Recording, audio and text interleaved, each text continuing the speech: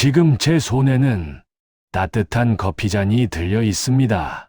한강이 내려다 보이는 아파트 거실입니다. 하지만 눈을 감는 순간 저는 다시 1979년 겨울로 돌아갑니다. 영하 15도, 단칸방, 부엌 마루 끝에서 처음으로 울고 있던 사람, 빗물이 배어 나온 손으로 문고리를 붙잡고 있던 23세 제 아내였습니다. 그날 밤, 도대체 무슨 일이 있었던 걸까요? 왜 저는 그 사람에게 단 한마디의 위로도 건네지 못한 채 평생을 살아오게 되었을까요? 하지만 충격은 그날 밤에서 끝나지 않았습니다. 그 이후의 시간은 제 상상보다 훨씬 더 길고 훨씬 더 잔인했습니다. 우리의 신혼은 성북동 가파른 언덕 위 사람들이 개미굴이라 부르던 쪽방촌에서 시작되었습니다.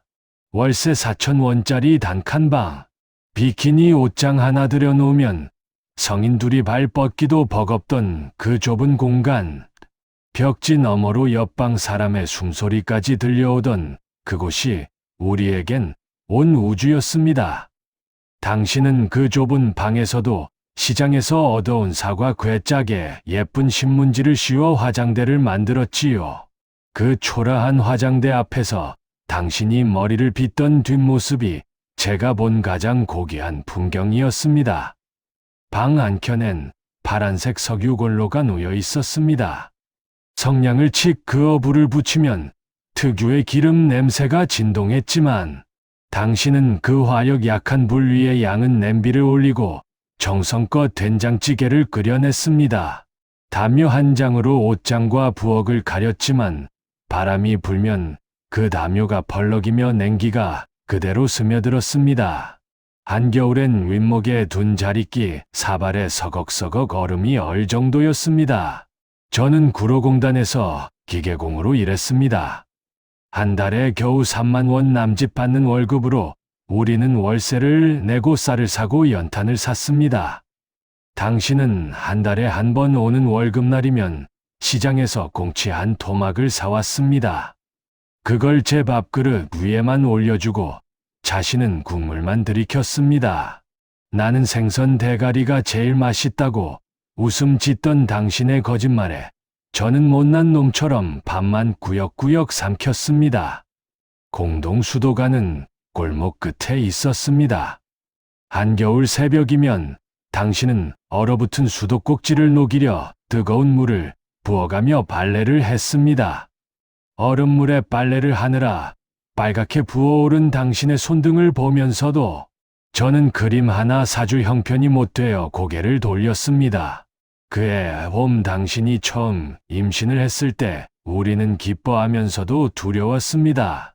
이 좁은 방에서 아기를 어떻게 키우나 싶었지만 당신은 벌써부터 헌 옷가지를 모아 기저귀를 만들기 시작했습니다. 하지만 그 아이는 끝내 우리 품에 오지 못했습니다.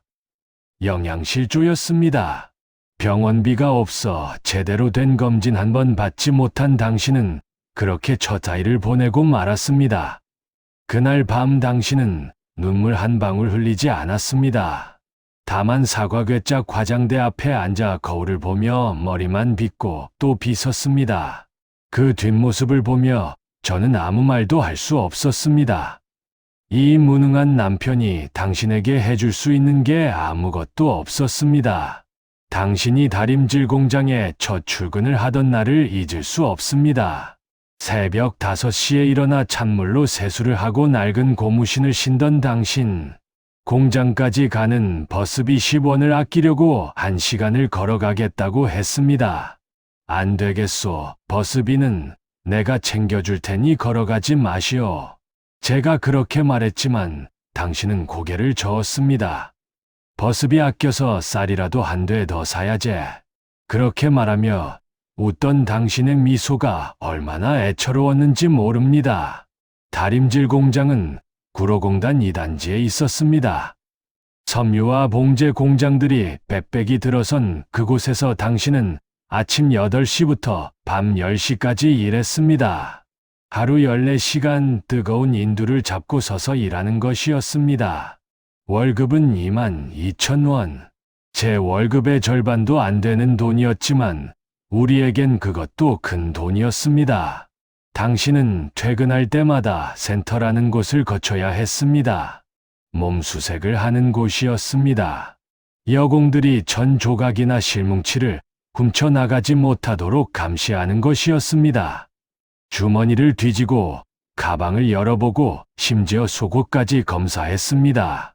스물세 꽃다운 아내가 그런 수모를 당하고 집에 돌아와도 저는 아무 말도 하지 못했습니다.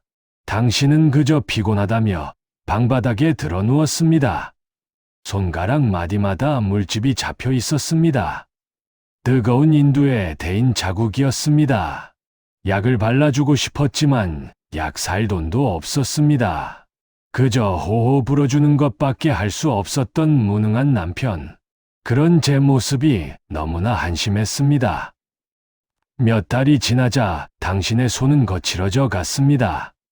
피부가 벗겨지고 또 벗겨지길 반복하다 보니 손바닥이 굳은 살로 뒤덮였습니다.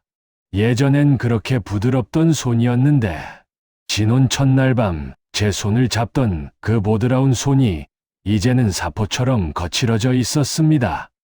당신은 한 번도 힘들다는 소리를 하지 않았습니다. 공장에서 돌아와 석유골로에 불을 피우고 저녁을 준비하면서도 늘 웃음을 잃지 않았습니다. 우리 둘이 벌면 곧 좋은 데로 이사 갈 수 있을 거라며 스스로를 다독이던 당신. 그 말을 믿고 싶었지만 현실은 녹록지 않았습니다. 월세는 오르고 쌀값은 치솟았습니다. 우리가 버는 돈으로는 그 좁은 단칸방조차 벗어나기 어려웠습니다. 하지만 당신은 포기하지 않았습니다. 밤늦게 돌아와서도 야하게 다니기 시작했습니다. 한글을 배우고 산수를 배웠습니다. 언젠가 더 나은 일자리를 얻을 수 있을 거라며 희망을 놓지 않았습니다. 그런 당신을 보며 저는 다짐했습니다. 이 사람만큼은 꼭 행복하게 해주겠다고. 그때는 몰랐습니다. 그 다짐이 얼마나 공허한 약속이 될지. 그해 겨울이 유난히 추웠습니다. 영하 20도를 오르내리는 날이 계속되었습니다. 단칸방에는 연탄 아궁이가 하나 있었습니다. 연탄 한 장으로 하루를 버텨야 했기에 우리는 아껴 썼습니다. 밤이 되면 연탄불을 최대한 줄여서 새벽까지 버티도록 했습니다. 그날도 그랬습니다. 당신은 공장에서 돌아와 파김치가 되어 누웠습니다. 저도 공단에서 야근을 마치고 돌아와 당신 옆에 누웠습니다. 얼마나 지났을까? 머리가 지끈거리며 숨이 막혀왔습니다. 연탄가스였습니다.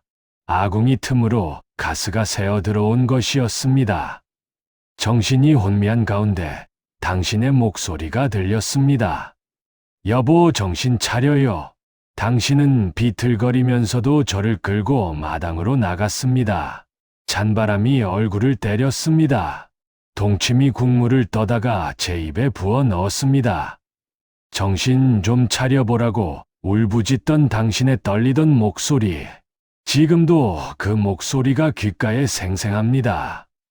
한참을 마당에서 찬바람을 쐬고 나서야 정신이 돌아왔습니다. 당신도 비틀거리며 주저앉았습니다. 당신도 가스에 중독되어 있었던 것입니다. 그날 밤 우리는 죽을 뻔했습니다. 가난이 목숨까지 위협하던 시절이었습니다. 그 후로 우리는 밤마다 불안에 떨었습니다. 연탄가스가 또 새어 들어오지는 않을까? 잠들었다가 깨어나지 못하는 건 아닐까?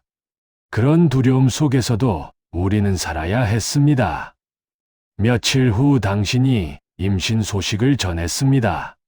두 번째 아이였습니다. 이번엔 꼭 지켜내고 싶었습니다. 당신은 공장 일을 그만두려 했지만 저는 말렸습니다. 아니요, 당신이 일을 그만두면 우리가 어떻게 살겠소? 제가 더 일하면 되니까 당신은 쉬시오. 그렇게 말했지만 당신은 고개를 저었습니다. 나는 괜찮아요. 아기 낳기 전까지는 일할 수 있어요. 그렇게 당신은 배가 불러오는데도 공장에 나갔습니다. 무거운 인두를 들고 하루 종일 서서 일했습니다. 퇴근길에 센터에서 몸수색을 당하면서도 참았습니다. 임신 7개월까지 그렇게 일했습니다. 그리고 마침내 아이가 태어났습니다. 딸아이였습니다. 병원비가 없어서 동네 산파를 불러 집에서 낳았습니다. 그 좁은 단칸방에서 당신은 아이를 낳았습니다. 아이 울음소리가 들렸을 때 저는 무릎을 꿇고 울었습니다. 이번엔 지켜냈다는 안도감과 동시에 이 아이를 어떻게 키울 것인가 하는 막막함이 밀려왔습니다. 하지만 당신은 달랐습니다. 아기를 품에 안고 환하게 웃으며 말했습니다. 이 아이 덕분에 우리 더 열심히 살아야겠네요. 그 말에 저는 다시 한번 다짐했습니다. 이 가족만큼은 꼭 지켜내겠다고. 그때는 알지 못했습니다. 그 무게를 온전히 당신 혼자 짊어지게 될 줄은. 아이가 돌이 지나갈 무렵 저는 큰맘 먹고 할부로 텔레비전을 들여놓았습니다. 19인치 로터리 방식 흑백 텔레비전. 나무 다리가 4개 달린 그 가구 같은 물건이 방 한 구석을 차지하자 우리는 마치 대궐이라도 얻은 양 좋아했습니다. 당신은 아이를 안고 텔레비전 앞에 앉아 지직거리는 화면을 보며 신기해했습니다. 채널을 돌리는 로터리 다이얼을 조심스럽게 만지작거리던 당신의 모습이 눈에 선합니다. 저는 그때 큰 소리 쳤습니다. 나중에 돈 많이 벌면 꼭 진짜 좋은 집 사주겠소. 20평짜리 아파트에서 살게 해주겠소. 텔레비전도 컬러로 바꿔주고 냉장고도 사주겠소. 오기롭게 내뱉은 제 약속을 당신은 바느질하며 조용히 고개를 끄덕여 주었습니다. 지금 생각해보면 그 시절 남자의 허풍은 당신의 믿음이라는 비료를 먹고 자랐던 모양입니다. 하지만 현실은 달랐습니다. 텔레비전 할부금을 내고 나면 우리에게 남는 돈은 거의 없었습니다. 쌀값은 계속 올랐고 분유값도 만만치 않았습니다. 당신은 아이에게 먹일 분유를 사려고 끼니를 거르기 시작했습니다. 아침은 물만 마시고 점심은 공장 구내식당에서 해결하고 저녁은 국물만 먹었습니다. 살이 빠져가는 당신을 보면서도 저는 어쩔 도리가 없었습니다. 제 월급으로는 가족 3명이 배불리 먹는 것조차 버거웠으니까요. 그 무렵 당신은 다시 공장에 나가기 시작했습니다. 아이를 옆집 아줌마에게 맡기고 새벽부터 밤늦게까지 일했습니다. 젖먹이를 두고 나가는 당신의 뒷모습을 보며 저는 매일 가슴이 찢어지는 것 같았습니다. 하지만 어쩔 수 없었습니다. 우리는 살아야 했습니다. 그렇게 몇 년이 흘렀습니다. 아이는 자라고 우리는 늙어갔습니다. 약속했던 20평 아파트는 여전히 그림의 떡이었고 컬러 텔레비전도 냉장고도 우리와는 먼 이야기였습니다. 다만 우리는 여전히 그 좁은 단칸방에서 하루하루를 버티고 있었습니다. 당신의 손은 더욱 거칠어졌고 얼굴엔 주름이 늘어갔습니다. 스물새 꽃 같던 당신은 어느새 30을 바라보는 아줌마가 되어 있었습니다. 그 세월이 모두 당신의 청춘을 갉아먹고 있었습니다. 그리고 저는 그저 지켜볼 수밖에 없는 무능한 남편일 뿐이었습니다. 우리는 드디어 그 단칸방을 벗어났습니다. 성북동 언덕을 내려와 도봉구 쌍문동 다세대 주택 2층에 방 2칸짜리 집을 얻었습니다. 월세 3만 원에 보증금 100만 원이었습니다. 그 보증금을 마련하려고 당신은 개를 돌렸습니다. 공장 동료들과 함께 한 달에 2만 원씩 넣어서 1년 만에 겨우 모은 돈이었습니다. 이사하던 날 당신은 방 2개를 번갈아 들락날락하며 환하게 웃었습니다. 이제 우리 방이랑 애기 방이 따로 있네요. 그렇게 말하며 기뻐하던 당신을 보며 저는 가슴이 아팠습니다. 방 한 칸이 더 생긴 것뿐인데 이렇게 좋아하는 당신이 너무나 안쓰러웠습니다. 하지만 저도 사실은 기뻤습니다.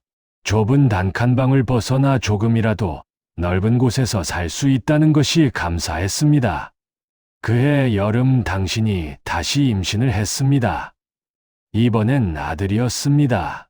공장에서 일하다가 산달이 되어서야 그만두고 집에서 아이를 기다렸습니다. 아들을 낳던 날 저는 병원 복도에서 밤을 새웠습니다. 당신이 진통으로 괴로워하는 소리를 들으며 저는 담배만 피워댔습니다. 이 가난한 세상에 또 한 생명을 불러낸 것이 과연 옳은 일인가 하는 생각에 가슴이 답답했습니다. 하지만 아이가 태어나고 당신의 얼굴을 보자 그런 생각은 사라졌습니다. 당신은 아들을 품에 안고 저를 보며 말했습니다. 이제 우리 가족 넷이 힘 합쳐서 잘 살아봅시다. 그 말에 저는 고개를 끄덕였습니다. 그때부터 우리의 삶은 더욱 바빠졌습니다. 당신은 산후조리도 제대로 못하고 한 달 만에 다시 공장으로 나갔습니다. 두 아이를 이웃집 할머니에게 맡기고 새벽부터 밤늦게까지 일했습니다. 저는 구로공단에서 야근을 하고 주말에도 나가서 일했습니다. 그렇게 해도 우리가 버는 돈은 내 식구가 먹고 사는데 겨우 충분할 뿐이었습니다. 세상은 빠르게 변하고 있었습니다. 컬러 텔레비전이 보급되기 시작했고 냉장고를 갖춘 집들이 늘어났습니다.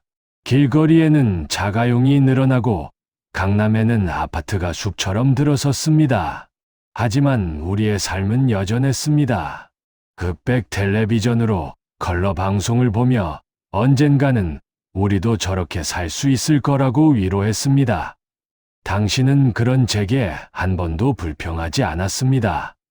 그저 묵묵히 일하고 아이들을 키웠습니다. 저녁이면 쌍문동 집 작은 부엌에서 저녁을 준비하며 아이들과 이야기를 나눴습니다. 그 모습을 보며 저는 생각했습니다. 이 사람은 도대체 어디서 저런 힘이 나오는 것일까? 어떻게 저렇게 힘들면서도 웃을 수 있는 것일까? 그것이 당신이었습니다. 절망 속에서도 희망을 잃지 않는 사람. 하지만 저는 알지 못했습니다. 그 웃음 뒤에 당신이 얼마나 많은 눈물을 삼키고 있었는지를.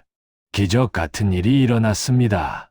목동 신시가지 아파트 분양 추첨에 당첨이 된 것입니다. 22평형 아파트였습니다. 분양가는 2,500만 원. 당시 우리가 가진 전 재산을 합쳐도 300만 원이 채 안 되었습니다. 당첨 통지서를 받아든 당신은 한참을 멍하니 서 있었습니다. 여보, 우리 당첨됐어요. 아파트 당첨됐어요. 떨리는 목소리로 그렇게 말하는 당신을 보며 저는 가슴이 먹먹했습니다. 당첨은 되었지만 돈이 없었습니다. 은행 대출을 받아야 했습니다. 계약금 250만 원을 마련하려고 친척들에게 돈을 빌리러 다녔습니다.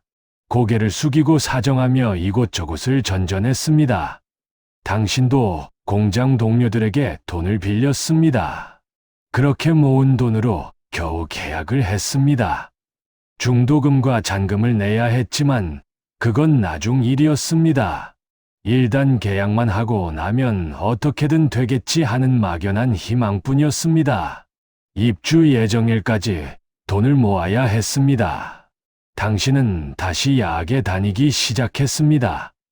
더 나은 일자리를 얻으려면 자격증이라도 따야 한다며 밤늦게까지 공부했습니다. 저도 주말 아르바이트를 더 늘렸습니다.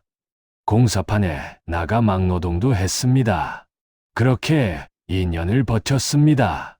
아이들은 자랐고 우리는 더 늙었습니다. 드디어 목동 아파트에 입주했습니다. 그날 당신이 아파트 열쇠를 받아들고 우는 모습을 잊을 수 없습니다. 10년을 기다린 우리의 집이었습니다. 엘리베이터를 타고 10층까지 올라갔습니다. 문을 열고 들어서자 넓은 거실이 펼쳐졌습니다. 방이 3개나 되었습니다. 화장실도 2개였습니다. 베란다에 선이 멀리 한강이 보였습니다. 당신은 베란다에 서서 한참을 그 풍경을 바라보았습니다. 그리고 조용히 말했습니다.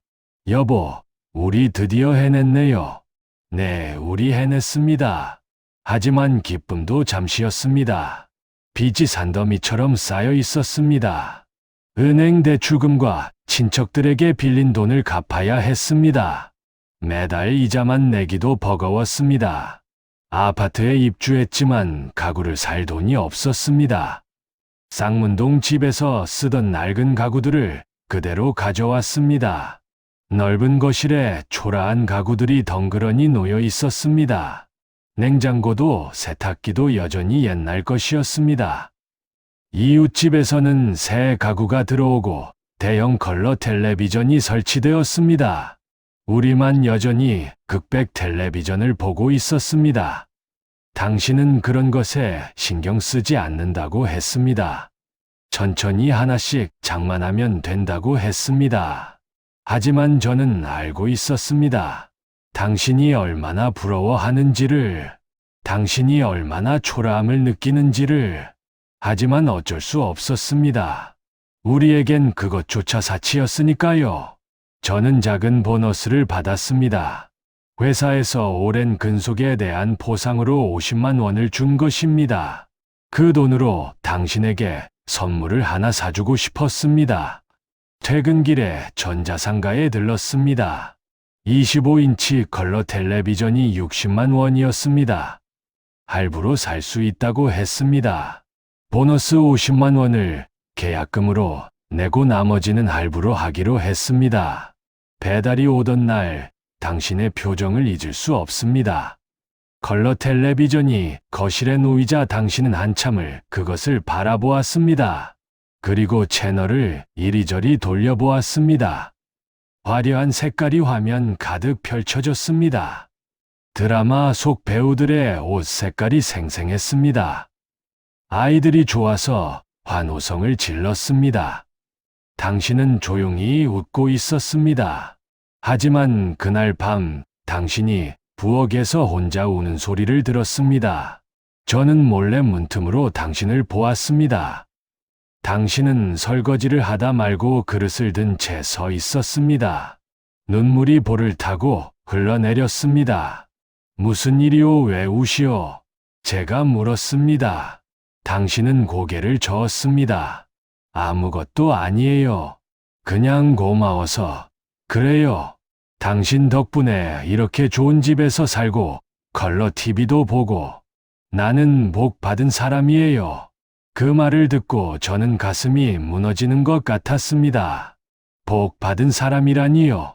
당신이 얼마나 고생했는데, 당신이 얼마나 참고 견뎠는데, 그런데 컬러 텔레비전 하나에 고마워하며 우는 당신을 보니 저는 너무나 부끄러웠습니다.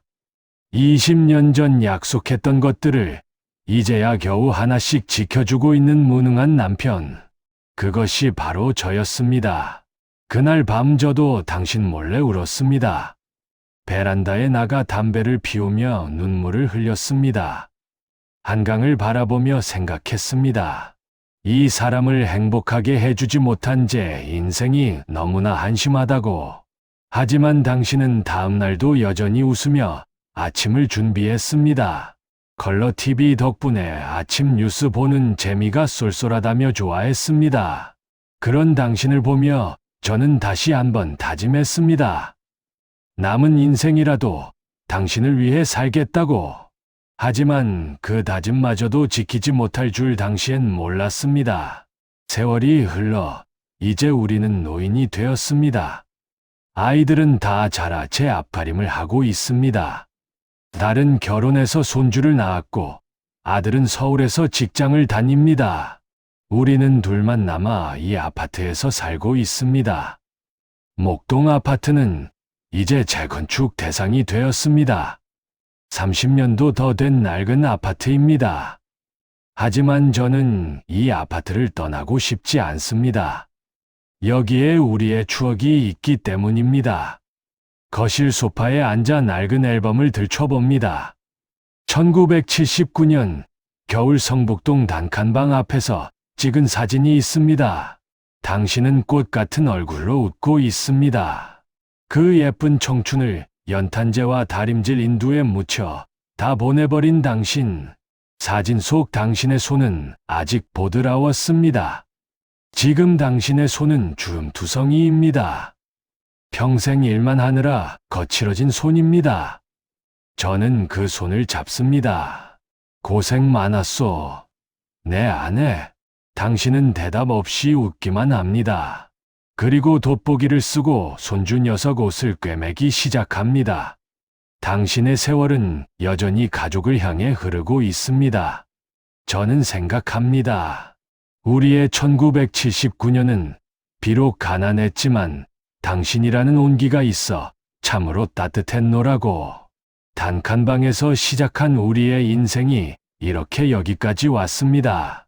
많은 것을 이루지는 못했지만 당신과 함께 여기까지 온 것만으로도 감사합니다. 이 이야기를 듣고 계신 분들께 말씀드리고 싶습니다. 우리 참 못난 남편들이었습니다. 아내의 희생 위에 우리의 오늘이 있다는 것을 너무 늦게 깨달았습니다.